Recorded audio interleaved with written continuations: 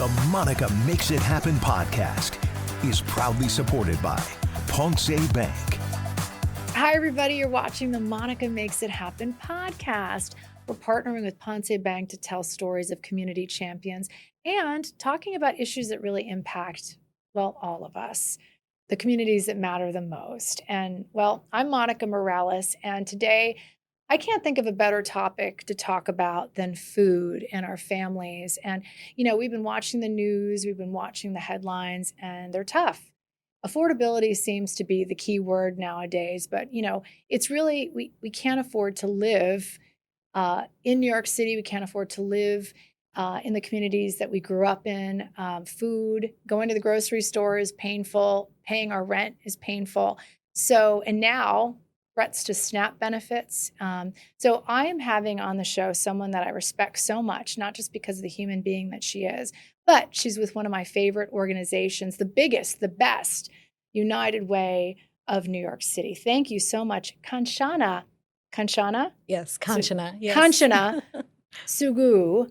And you're beautiful, just like your name. And you are on the front lines of a battle right now. I guess it's a hunger crisis. Can I talk? It's a crisis. And so many families right now are in limbo. They don't know what's going to happen. That's why we have you on. You're the expert. And you've given not just across the globe, but right here in New York City. My son always says that you don't have to go far to find someone who's hungry. You can go 10 blocks away, maybe even in your building, maybe in your home. You're experiencing yourself right now. So Kanchana, what can you say right off the bat? How bad is it? Yeah, thank you so much, Monica, for having us and having me. You're right. This is a crisis and the situation is really dire. There are about 1.8 million New Yorkers who rely on government benefits to feed their families, to feed their children, and put food on the table. That is 1 in 5 New Yorkers. 1 in 5 New Yorkers right now. That's right. Are in limbo about where they're going to get their food. Absolutely. And there is so much uncertainty right now.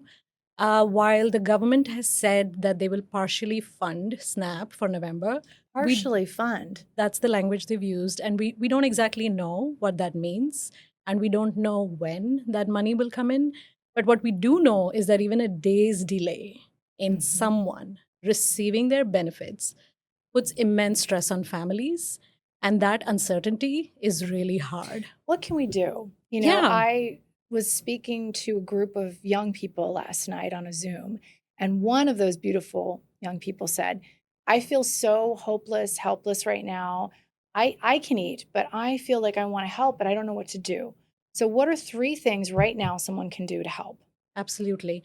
So I want to just explain a little bit what happens when you don't get benefits on your SNAP card. Please. So what happens is that New Yorkers will have to start showing up at food pantries. They have to find which food pantry to go to and where they can line up and get food. And what this does is that it puts immense stress on the food pantries that are already reeling under the federal cuts that happened earlier this year. There were 47 million visits in 2025 at food pantries. That is an 87% increase since 2019. So what I want to say and stress is that the food pantries are already at their limit. Yeah, we see that. And this is putting even more strain, and they will not be able to handle the surge in demand. What this also impacts is the retailers and the bodegas. And the farmers market, who are used to SNAP recipients walking through their doors. So this also has a real economic impact. And what people can do are a couple of things. First is I want to talk about our Emergency Assistance and Community Needs Fund, which we stood up right after the government shutdown was announced. We have a goal of raising $1 million towards the Emergency Assistance and Community Needs Fund. And what we're doing is that because we have such a close and trusted relationship with our food pantries, we work with about 400 of food pantries. That's how big you are. That's how big we are. We know you're big, the United Way. We always know about the United Way. But to think about 400 pantries, that's what you're about. It's 400 pantries. That's incredible. Yeah, in every neighborhood. And all over in every borough, and we are all over. We support them in many ways. We are in close touch with our food pantries. So, what the Emergency Assistance and Community Needs Fund can do is immediately allocate funds, operational grants to these food pantries who can use the funds in whatever way they need right now. There are staffing challenges, there are space issues, there's food that they need to purchase to meet the surge in demand. So we are preparing to award those grants soon to the food pantries. We have an ambitious goal, $1 million. So definitely, go to unitedwaynyc.org, read about the EACN or the Emergency Assistance Community Needs Fund.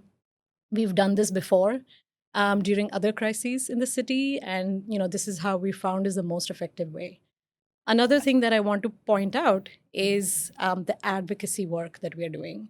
So we are calling on Governor Hochul and Mayor Adams to immediately release $655 million. Because the governor had already, given 65 million hearing about this, but you're saying that's just a tip of the iceberg of what's needed, and that it's $655 million that's needed to help.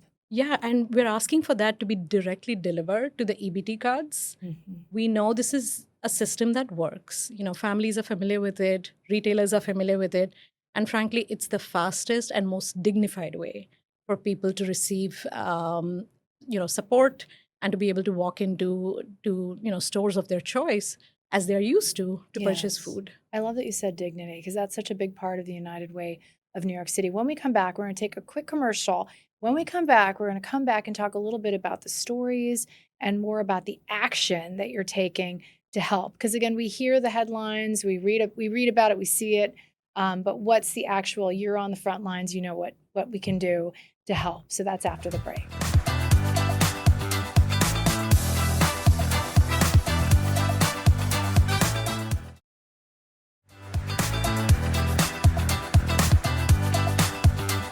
Okay, we're back, and we're back with one of my favorite titles for someone, the Chief Impact Officer at the United Way of New York City, Kanchana Suggu. Kanchana, now that I know how to say your name perfectly now, tell me a little bit about the United Way. What is the secret sauce? Why are you guys so good at finding the need and then combating it and hitting it direct?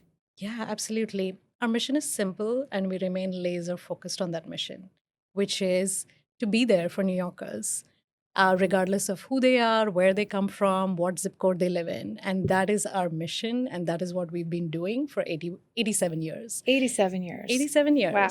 I didn't know that. And we've been there through many crises in the city, whether it's Hurricane Sandy, COVID, the asylum crisis. And we've been doing what we always do is make sure that we are there with resources, with support for New Yorkers, and make sure that everyone is seen and they can live with dignity in the city.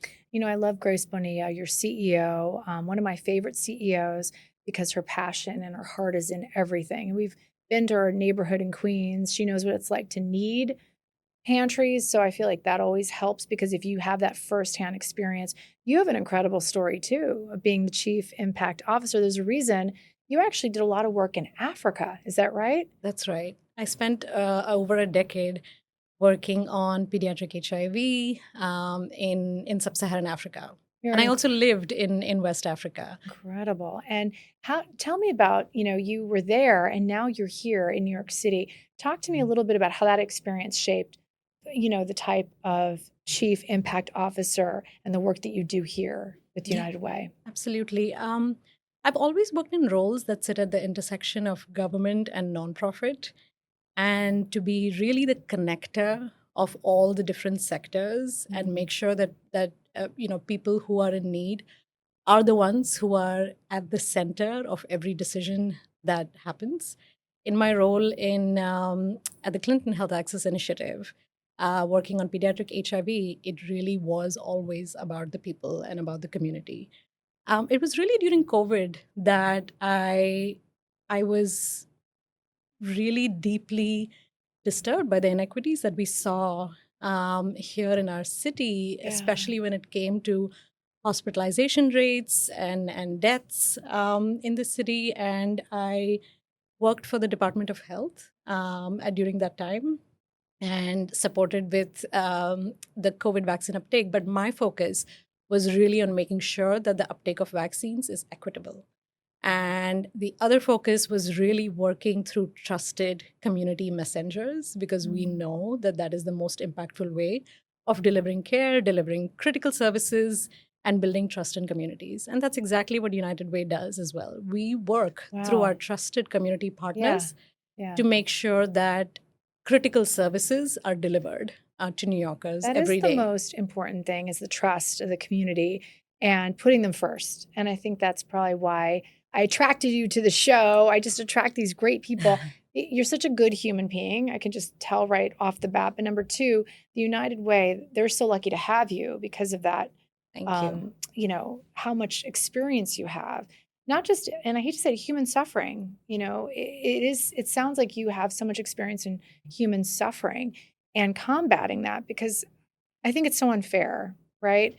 We see families, some of the most beautiful families, not able to eat in the richest city in the world, New York City. And doesn't it just get to you? It gets in my bones that this is what's happening. And in this day and age that we haven't figured it out yet. And I'm so happy that people like you have devoted their life to finding a solution.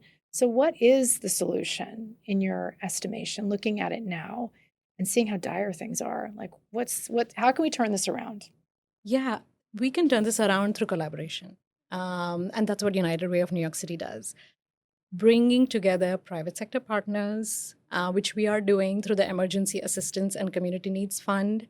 More details about that, are available on unitedwaynyc.org. So we are bringing different stakeholders and partners and using our intermediary role, our backbone to nonprofits role, to bring together different partners and make sure that the resources are available to New Yorkers.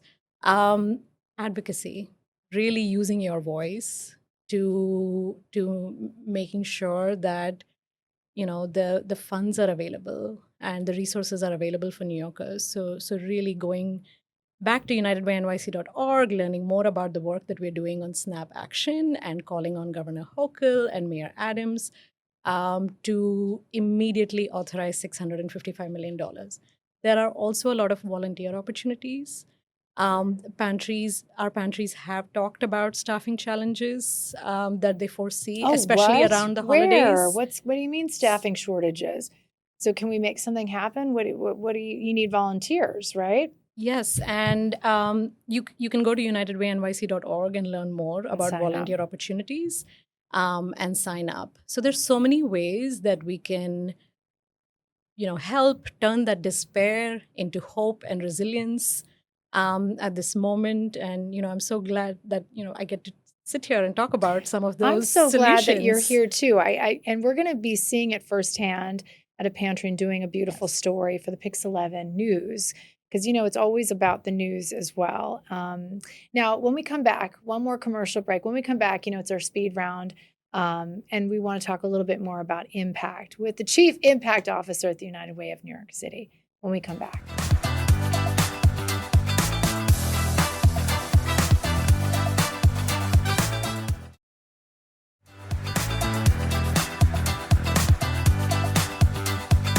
Okay, we're back with the United Way of New York City.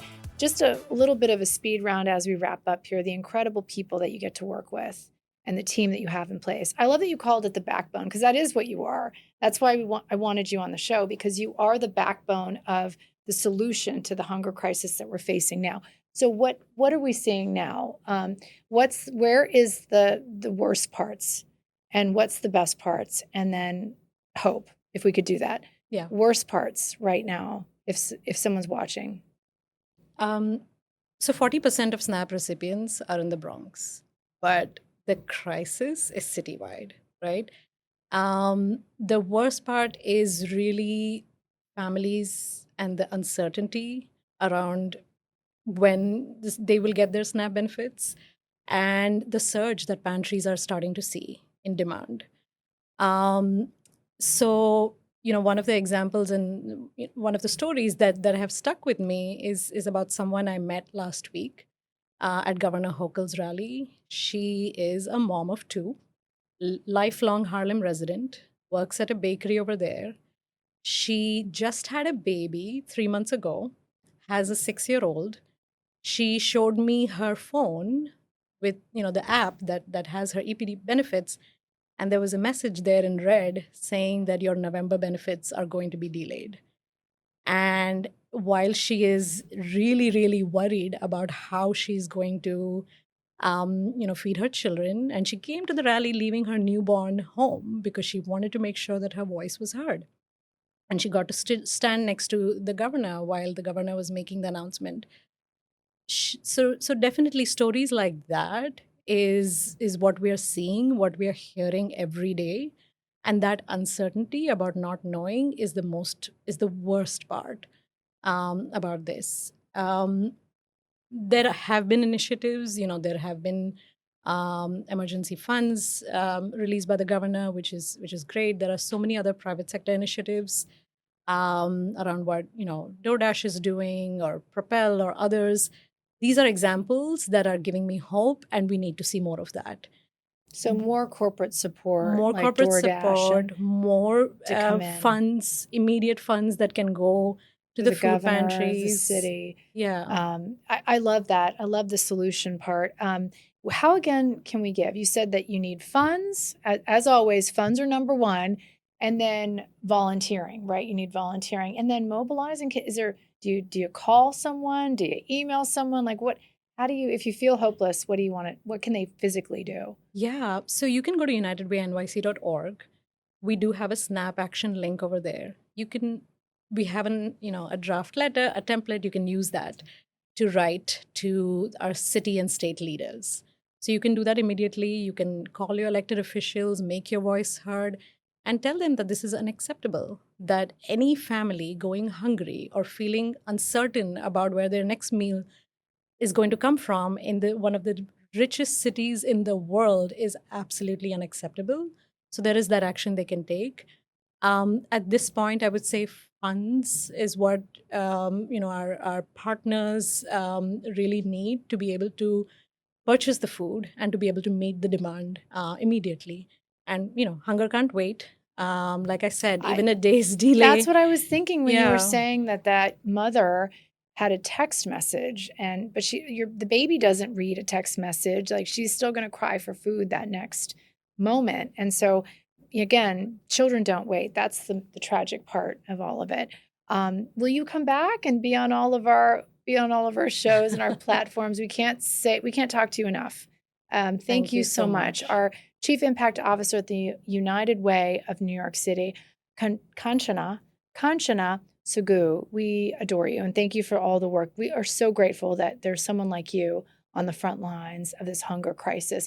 And thank you always for watching our podcast. Thank you, Ponce Bank, for always supporting these kind of conversations. I hope you're moved to action. I know I am. That story gives me chills, and we're going to continue to tell the stories of the people who are impacted by this hunger crisis, this crisis that our government needs to fix as soon as possible. And we'll be there every step of the way. Let's keep making it happen together. Thank you, United Way of New York City. And Grace Bonilla, if you're watching from Somos. Thanks.